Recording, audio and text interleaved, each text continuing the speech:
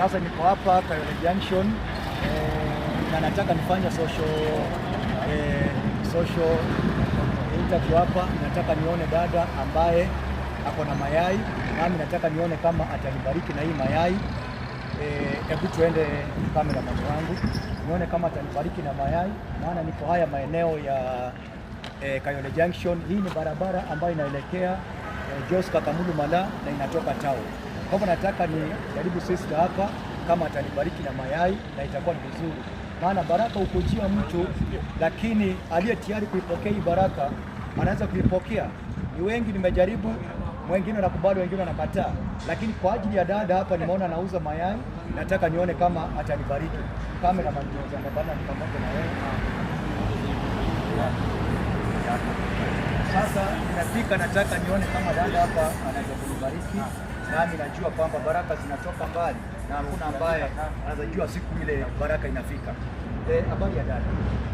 Yes. Na naona hapa kwa barabara, hii barabara inaelekea na huku ninatoka town. Kwa hivyo watazamaji wangu, nimefika na nimepata dada hapa ambaye anauza mayai, na ninashukuru, maana baraka zinapofikia mtu hutajua siku na tarehe na dakika ambao baraka zinashuka.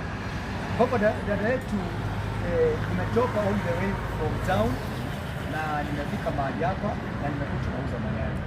Mimi naitwa Pastor Gershom Rubia, na ni vyema kama una roho ya utu, kama unaweza bariki mtu, sisi kama unaweza kubariki na yai, maana mahali nimetoka ni njaa na mahali naelekea sijui mahali naelekea, na vile ninapoelekea niliomba kama unaweza nisaidia na yai, maana niko na njaa na mtu ubariki watu walio na roho ya kubariki.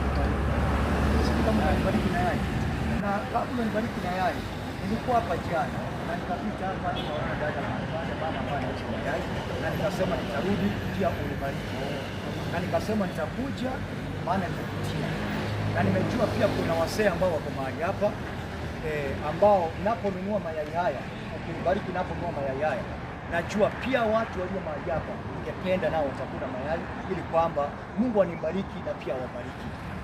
Hizi mayai vile unanunulia pesa ngapi? Sauti kidogo.